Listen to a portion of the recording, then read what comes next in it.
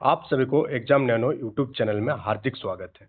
आज के इस सेशन के माध्यम से हम लोग एक एनालिसिस करेंगे और आपके सामने ये बात पॉइंट रखेंगे कि क्या रीजन है कि सीटेट में बच्चे इतने ज़्यादा फेल कर रहे हैं। फेल करने के पीछे दो बहुत ही सिंपल कारण है और इन दोनों कारणों पर अगर आप काम कर ले इन 3-4 महीने के अंदर तो आप पहले ही अटेम्प्ट में सीटेट को क्लियर कर सकते हैं। ये हम 100% आपको गारंटी के साथ बता सकते हैं। दो वजह जो है बहुत ही इजी वजह है, बहुत ही सिंपल वजह है जिस पर बहुतों को ध्यान नहीं जा रहा है। बट अब इस वीडियो को देखने के बाद आपको पता चल जाएगा कि रीजन क्या है कि सीटेट में इतने बच्चे फेल क्यों हो रहा है। तो चलिए हम लोग इस सेशन की शुरुआत करते हैं। पूरा एनालिसिस में लास्ट तक बने रहिएगा तो ये डाउट आपको क्लियर हो जाएगा और आपका फिर से जो है 6 महीना बच जाएगा जिसके जिसके कारण आप फेल हो रहे हैं बार बार। तो पहली बात कि सीटेट अप्लाई कौन करते हैं? जो बीएड या डीएलएड करते हैं सीटेट अप्लाई करते हैं। अब आप समझिए कि बीएड में आपका 2 साल टाइम लगता है, डीएलएड में भी 2 साल टाइम लगता है और दोनों एग्जाम पास करने के बावजूद बच्चे फेल हो रही है। तो पीछे कुछ ना कुछ सॉलिड कारण जरूर होगा जो जानना आपके लिए जरूरी है। तो पहले हम लोग डाटा पर बात करेंगे कि आखिर डाटा क्या कहती है। तो अगर आप जनवरी 2024 का डाटा को आप देखेंगे तो आप क्या पाएंगे कि सीटेट में जो टोटल कैंडिडेट रजिस्टर्ड किए थे पेपर 1 की पहले हम लोग बात कर लेते हैं। पेपर 1 में लगभग लगभग 9 लाख बच्चे यानी 9.5 लाख बच्चे क्या किए थे? अप्लाई किए थे।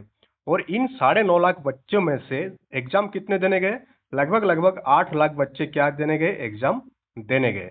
अब जब रिजल्ट आया तो पता चला कि लगभग लगभग 1,26,845 बच्चे ही इस एग्जाम को क्वालिफाई कर पाए हैं। यानी डाटा कहाँ पहुंच गई? 1.26 में पहुंच गई। डाटा कहाँ था? 9.5 लाख बच्चे अप्लाई किया, यहाँ आप देख पा रहे होंगे डाटा 9.58 पर था। फिर कितने बच्चे एग्जाम देने गए? तो डाटा पहुंचा 7.95 पर और जब रिजल्ट आया तो डाटा पहुंच गया 1.26 पर।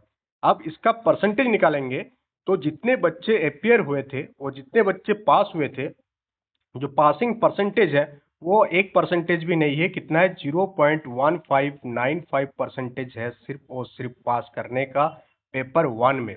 पेपर 2 का स्थिति तो और भयावह है। आखिर क्या दिक्कतें आ रही है बच्चों को कि 0.1595 परसेंटेज बच्चे ही इसमें पास कर पा रहे हैं, इतने बच्चे अपियर होने के बावजूद भी। अब थोड़ा डाटा हम लोग पेपर 2 का भी देख लेते हैं। पेपर 2 का डाटा तो इससे और ज्यादा डराने वाली है आपको। पेपर 2 आप देखेंगे तो लगभग लगभग कितने बच्चे अप्लाई किए थे? 17 लाख बच्चे अप्लाई किए थे। कितने? लगभग लगभग आप मान लीजिए कि 17,35,333 बच्चे इसमें अप्लाई किए थे पेपर 2 के लिए। अब बच्चे कितने एग्जाम देने गए थे? तो लगभग लगभग 14 लाख बच्चे जो है एग्जाम देने गए थे। 14,81,242 बच्चे पेपर देने गए थे। तो पेपर देने गए थे, यहीं पर तो आपका 3 लाख की संख्या घट गई अप्लाई करने वाले और पेपर देने वाले में। 3 लाख यहाँ पर साफ हो गई। अपियर हुआ 14 लाख, इसको आप 15 लाख मान सकते हैं। 14,81,242 है। तो डाटा 17.35 से 14.81 में पहुंचा। अब पास कितना किया? पास किया 1,12,033 बच्चे पास किया। सिर्फ क्वालिफाई कितने किए? 1,12,033 बच्चे पेपर 2 में क्वालिफाई किए। यानी डाटा कहां पर पहुंची? 1.12 पर पहुंच गया डाटा। अब इसका परसेंटेज निकालेंगे कि जितने बच्चे अपियर हुए और जितने बच्चे क्वालिफाई हुए तो आपको जो डाटा मिलेगा वो डाटा बहुत ही खतरनाक है और वो डाटा है मात्र 0.0756। कितने के डाटा है? 0.0756 परसेंटेज बच्चे क्वालिफाई कर पाए सीटेट पेपर 2 का।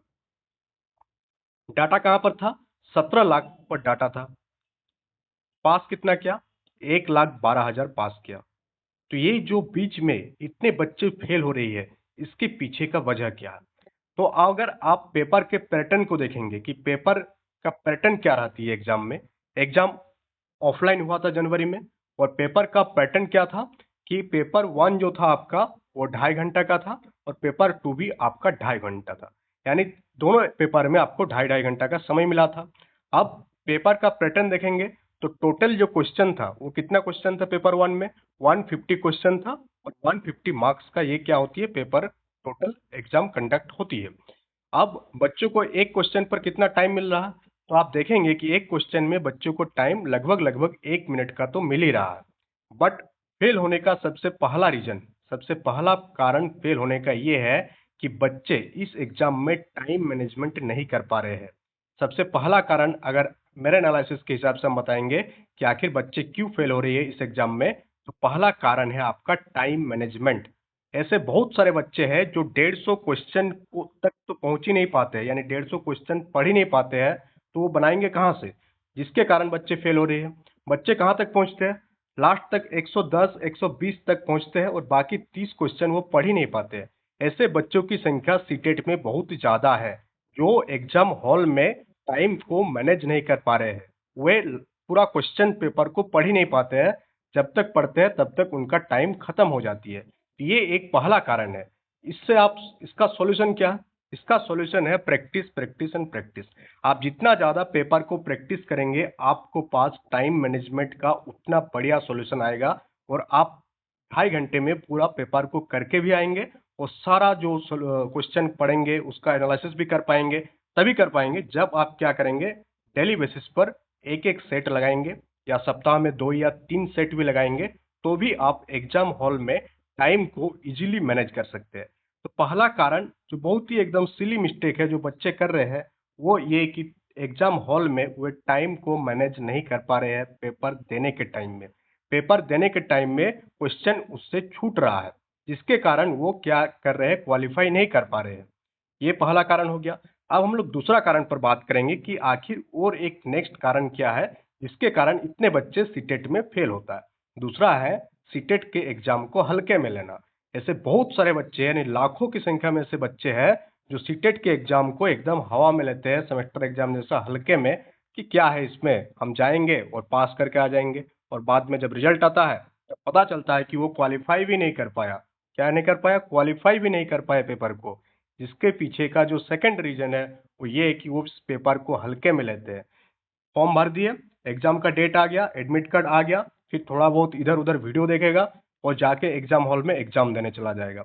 और वहां जाके पता चलेगा कि पेपर का तो हवा ही नहीं लगा, क्योंकि वो तैयारी ही नहीं किए थे, हल्के में गए, एग्जाम दे के आ गए, तो फेल होना तो स्वाभाविक है।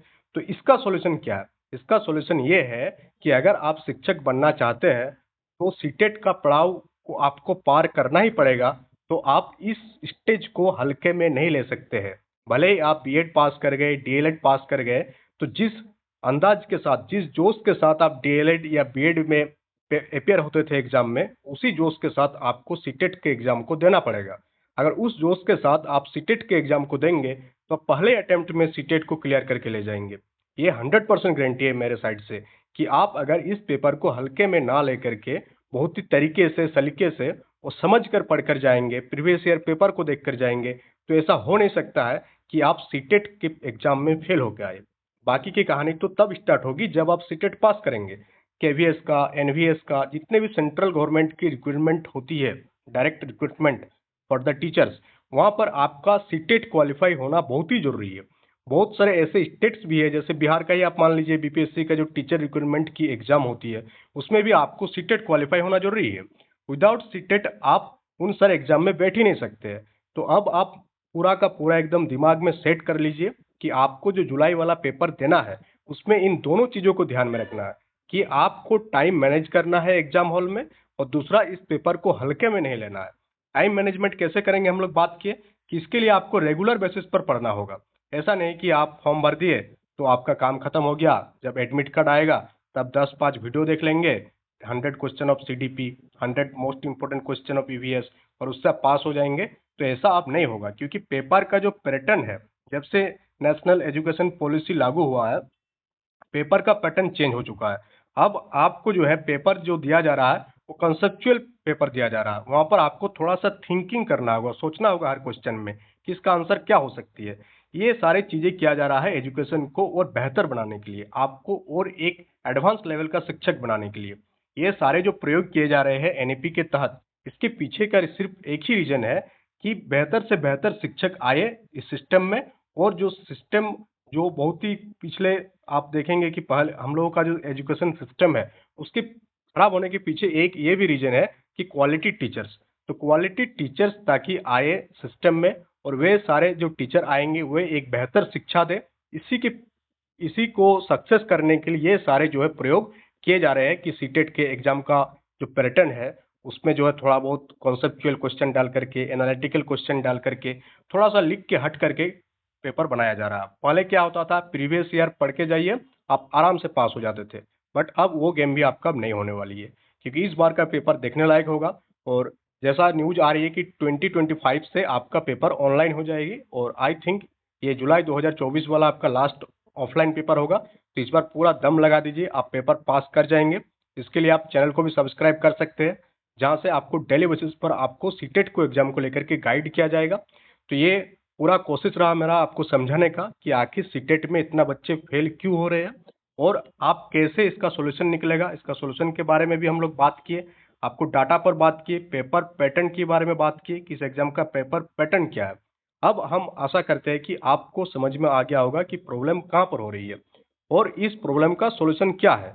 तो अब आप इस सॉल्यूशन पर काम कीजिए। अब प्रॉब्लम भूल जाइए, प्रॉब्लम आपको पता चल गया, अब सॉल्यूशन भी पता चल गया। तो अब आपको सॉल्यूशन पर फोकस करना है डेली बेसिस पर। डेली बेसिस पर आप ज़्यादा से ज़्यादा 2 घंटा दीजिए, आपका एग्जाम क्लियर हो जाएगा। So that's all for today. Thank you for attending the session.